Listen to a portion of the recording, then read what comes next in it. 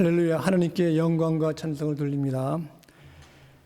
오늘 주신 하나님 말씀은 마태복음 14장 28절, 29절 두 절을 보시겠습니다.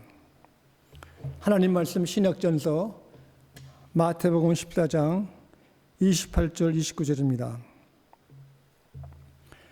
베드로가 대답하여 가로되 주여 만일 주님이시거든 나를 명하사 물 위로 오라 하소서 하니 오라 하시니 베드로가 배에서 내려 물 위로 걸어서 예수께로 가되. 아멘. 하나님께 영광 찬송 올립니다. 우리 예수님 부활하셨습니다. 오늘 살아계시는 주님, 우리 예배를 통해서 영광과 찬송을 받아주시기를 간구합니다. 한 사람이 천국 문에서 진주문, 요한계시록에 있는 진주문에서 서 있었는데 베드로가 물었습니다. 베드로가 특별히 묻기를 좋은 일 한 것이 있느냐 물었더니 하는 말이 자, 내 생각에는 한 가지 좋은 일을 했습니다.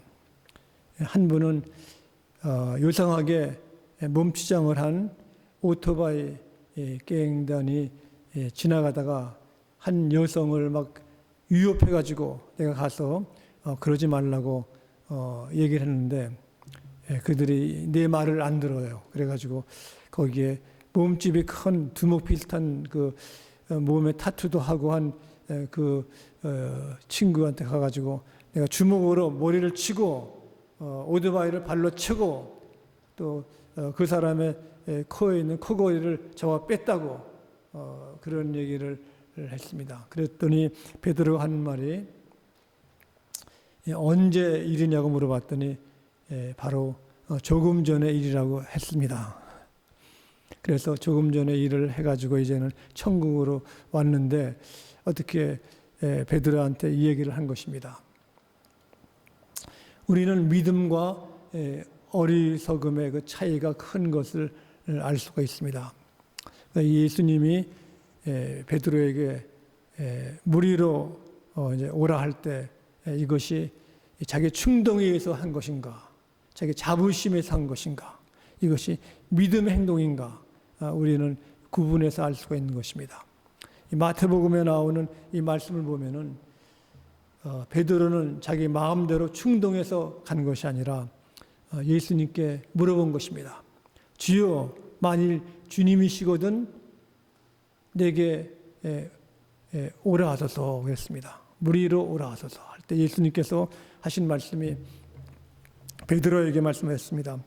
오라 하시니 베드로가 배에서 내려 물 위로 걸어서 예수께로 가되 그랬습니다. 원래 베드로는 충동심이 있었습니다. 충동이 강해가지고 예수님이 변화산에 이제 가가지고 거기에서 변화가 됐습니다.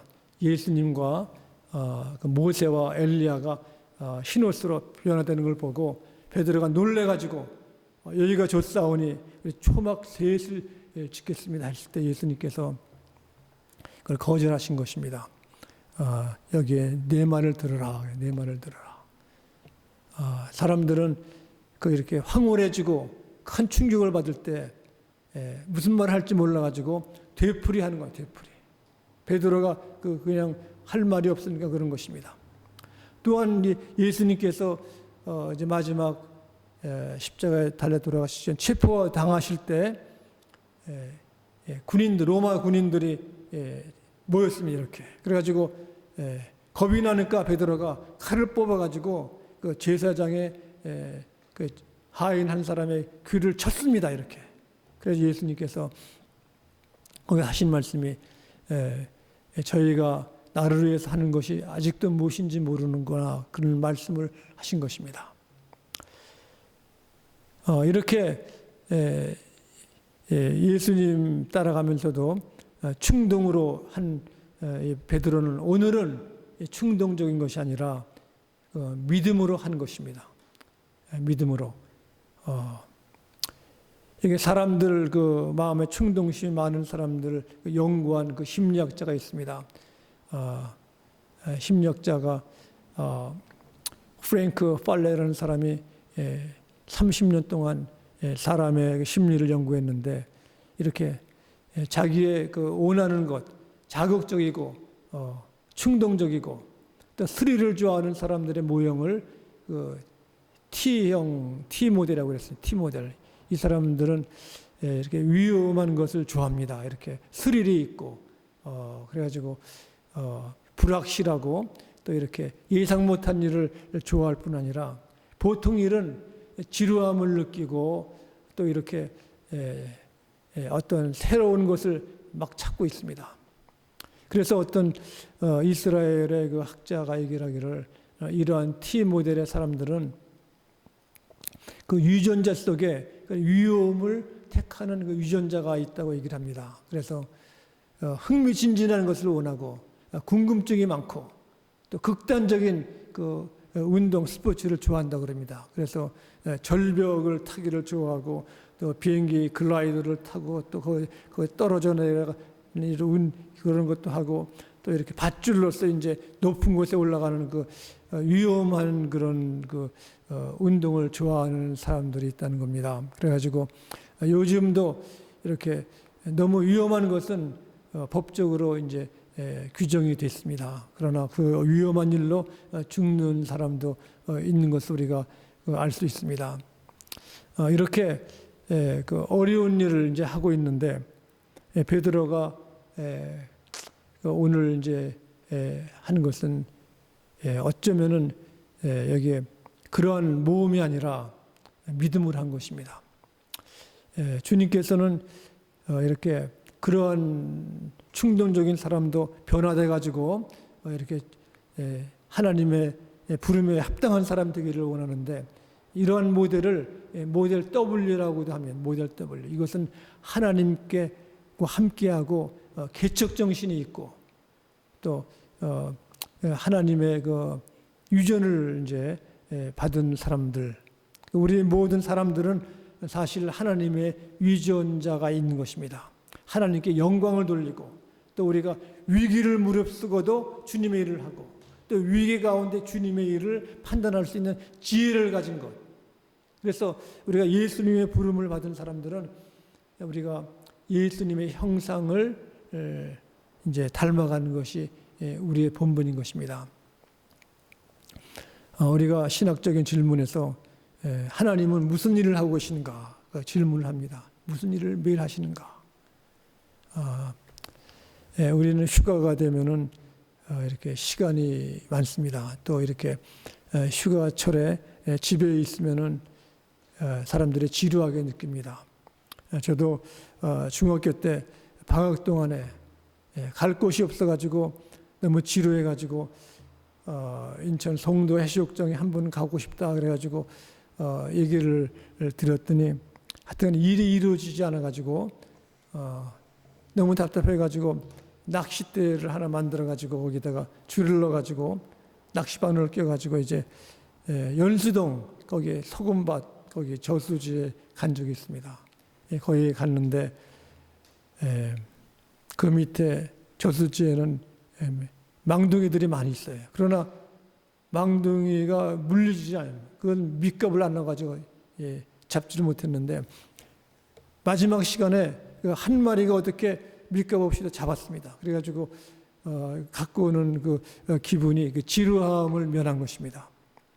요새 우리가 코비드 19 때문에 집에 머물러 있습니다. 그래서 우리는 지루한 것이 아니라 집안일도 청소들 하고 또 자녀들도 교육하고 어쩌면 더 바쁜 일을 보내고 있습니다. 집을 나갈 때도 마스크를 하고 또 이렇게 거리도 뛰어가지고 참 어려움 가운데 있습니다. 이게 우리가 성경에서 아는 것은 예수님이 하는 일이 뭔가, 하나님이 하시는 일이 오늘 하나님은 일을 하시는 거예요. 일을. 이 땅에 많은 종교가 있지만은 종교 가운데 참 우리 하나님만이 일하시는 겁니다. 그리스의 그 제우스 그 신 이 사람은 하는 일이 시간이 있을 때마다 마운트 올림피아에 가가지고 이게 휴가를 보내 휴가를 보내는 그런 신이 있는 것입니다.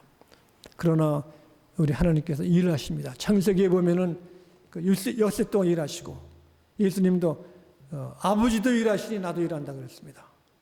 시편에 보면은 우리 하나님은 주무시도 아니하시고 졸지도 아니하시는 하나님이신 것입니다. 하나님 우리를 지켜주시는 거예요. 이렇게 예수님도 어려서부터 이렇게 젊어서 하신 일이 그 목수일도 하시고, 또 이렇게 예수님은 농부일, 또 건축일, 또 예수님이 이렇게 토장에 이런 일도 하시고, 항상 일을 하실 뿐 아니라 섬기시고 우리를 사랑하시는 겁니다. 우리도 일을 하는 것이, 우리 일은 무엇인가? 우리의 본업은 주님을 섬기고 주님을 사랑하고 또 우리 예배하는 것. 예배하는 것이 바로 하나님을 기쁘게 하는 것뿐 아니라 우리의 모든 생활 전체를 하나님이 원하시는 생활로 드리는 것입니다. 우리 주님께서는 선지자들을 부르실 때 그냥 부르신 것이 아니라 마음속에 사랑을 가지고 기뻐하는 마음으로 부르신 겁니다. 아브라함 부르실 때도 한 번 부르신 것이 아닙니다. 부르실 때 이름을 2번씩 아브라함아 아브라함아, 또 모세를 부를 때도 모세야 모세야 불렀습니다. 주님이 하신 일은 우리를 지키시고 돌보시고 인도하시고 사랑하시는 것입니다. 그러므로 우리가 하나님의 형상대로 우리 부름을 받았기 때문에 하나님 앞에 우리가 감사함으로 따라갈 수 있기를 간절히 바랍니다. 우리는 하나님 부르심에 따라서 우리 하나님의 성품을 따라가는 것입니다. 성품. 사람마다 모두 다 성품이 있습니다. 인류학자 파커 플레인이라는 사람은 모든 자연, 물질에는 성품이 있다. 성품, 품질이 있다고 그럽니다. 특별히 예술가들은 어떠한 작품을 만들기 전에 그 재료를 가지고 그 성품을 다 연구를 하는 겁니다. 우리 조각하시는 분들, 조각가들 보면은 그 마블, 이렇게 대리석을 갈 때 그걸 잘 이렇게 만들고 잘 치고 하는 그 기술도 중요하지만은 더 중요한 것이 그 대리석이 어떤 대리석인가, 이태리산인가 언제 건가, 거기에 강도가 얼마인가, 이 품질을 잘 연구를 하면은 그 품질에 따라 가지고 그 조각의 형상이 아름답게 나타나는 겁니다. 우리가 미켈란젤로나 이러한 사람들의 조각품을 보면은 사람의 형상이 어떻게 돌을 가지고 생사람과 똑같이 만들 수 있는가? 그것은 바로 그 품성을, 마블의 품성을 잘 아는 사람이기 때문에 그런 것입니다. 우리 주님이 부르셨다는 것은 주님께서 우리의 품성대로 인도하시는 겁니다.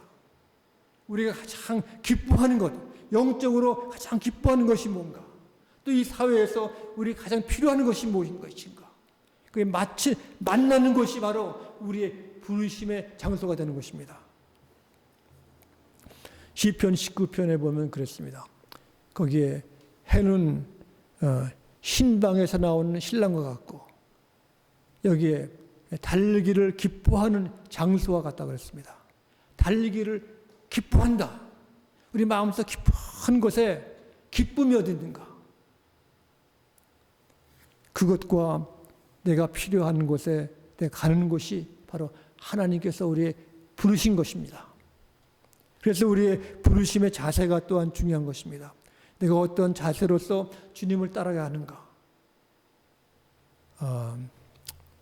마하임 칭코라는 사람이 미술대학의 학생들을 연구했습니다.